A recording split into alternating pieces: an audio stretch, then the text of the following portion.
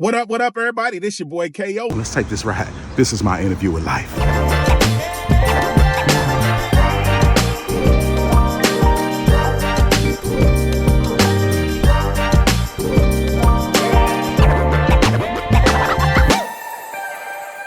And this is another interview with life. In the car, I got San. What's the word? So we were discussing, the word we were discussing was politics. Politics. And one of the things that I was thinking, especially with seeing on social media and doing my own research about the 2025 manifesto, was I think that both of the parties worked secretly behind our backs, to see what they can both gain from, like, as we were discussing, people being overly liberal, and then that makes the leftism. What is it? Yeah, Is it? Yeah, it's leftism, it's liberalism, it's free thinking. We call it free thinking, wokeism, all of that, all the isms. Comes to an extreme. It makes the people on the right, the conservatives and the Republicans, feel like, you know what, this is our time to enforce that law and order. Right.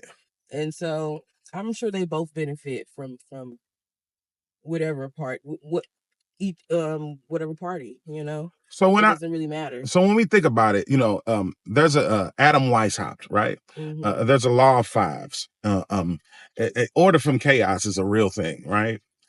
So when you say, I don't think either party has our best interest in mind, and you talking about the American people, right? Yes. Have our best interest in mind.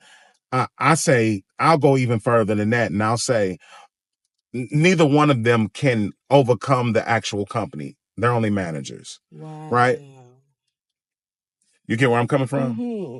So this whole thing with Kamala Harris and how she's we need a female president, and we need I say you could turn right slightly. I'm gonna turn it right slightly. Okay. We need her in office, and we need this and that and the third. And a lot of people are and they say, oh, well, Trump's a racist and he's divisive. And then when you ask them about the candidate that they're voting for, they only can talk about how they don't like the other candidate. Right. They don't talk about the policies or what they like about the person. Like for me, I don't like Kamala Harris because I think that she's made her career in the deliberate incarceration of people of our ethnic proclivity. I could care less if she's the chick with the pinky up. I don't care nothing about none of that.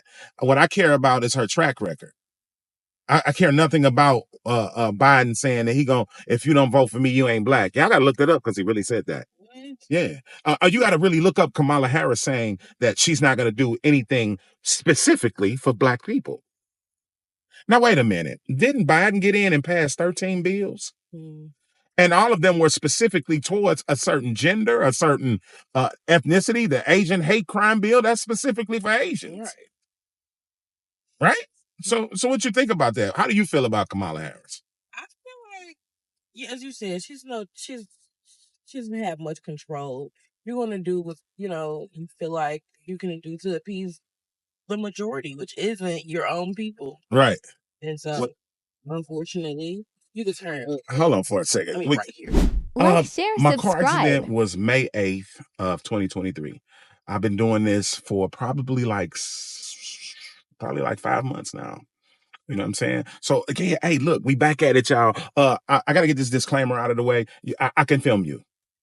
All right, and it's okay for me to share it for perspective so people can see, because what I do this for is to break down barriers in socialization and get a voice from the streets, organic roots type perspective. So what was you saying, like, about, we was having an excellent conversation about this whole thing. Lesser of two evils. And so they have been saying that for a while, but when we talk about, as you said, like, either it's like you're running from a bear just to run into a lion. Either way it goes, it's gonna end pretty badly. And so really it's just like between that and other things, as far as like the electoral college, it doesn't seem like voting is even worth it anymore. Yeah, because like you say that our vote matters. If it mattered, would it that have meant, what was his name, who was running against Bush? Wouldn't he have won? Not just him. Wouldn't Hillary have won?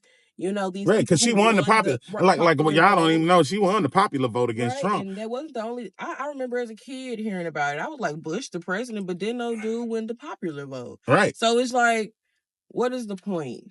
Because then you still have these people who you're saying for whatever reason they vote count matter more, and I'm trying to understand why they vote matters more than ours. Right. So so when we take into consideration that there are lobbyists who've paid and invested so much into having a really subjective stance on what they want done, right? And then like we don't even. I'm gonna ask everybody before you start worrying about who the president is. Don't you think you're supposed to know who your alderman is? Yeah, people don't care about. You don't care about the local election. That's directly affecting you. That's another thing that I had learned.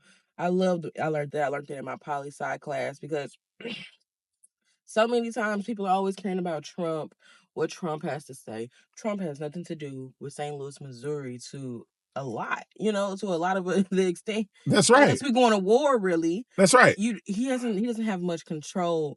You're not talking to your aldermen. You're not paying attention to who's running for lately. Who have I been seeing? I've been seeing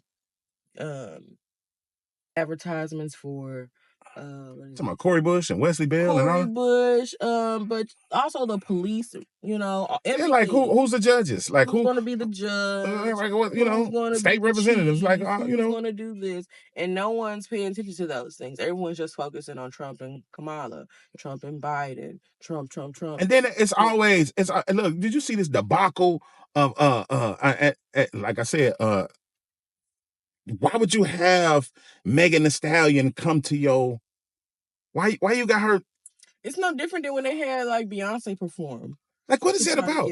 They're pandering to the black vote. We need to wake the fuck up. Like they did with Glorilla. And it was like, well, how do you feel? I seen that interview that she did. Right. And she's like, I'm just trying to live my life. Your manager just, got you that deal because it was a good deal, but truly, you're not here to advertise anything. Y'all heard it first, man, because a lot of us out here, we are awake. We know what's going on, right? Stop being emotion. Politics is not a thing. You know what I'm saying? Y'all so worried about who's this and who's that. Well, go check their track records. Go check the track record. Yeah, and it still has me wonder. I don't know who I'm going to pick this election. What is the point of even voting? I'm such a voter that it's sad to say that I don't even know if I want to vote. See, you heard it first. Hey, with that, I know you got to go, and I got to take care of some business too. So I want to tell you, thank you. Tell them your name again. What's your name again? Zan. Zan, thank you so much. And like I tell all my people when they get out the car, I love you. Love you too. All right. See, you know what? I be spreading love too. People think that I don't know a person. I can't say I don't love them. Just because I don't love you like I love my best friend doesn't mean it ain't love nonetheless. We should spread more love in this world. Spread more love in this world. You heard it first. Have a good one. All right, you too.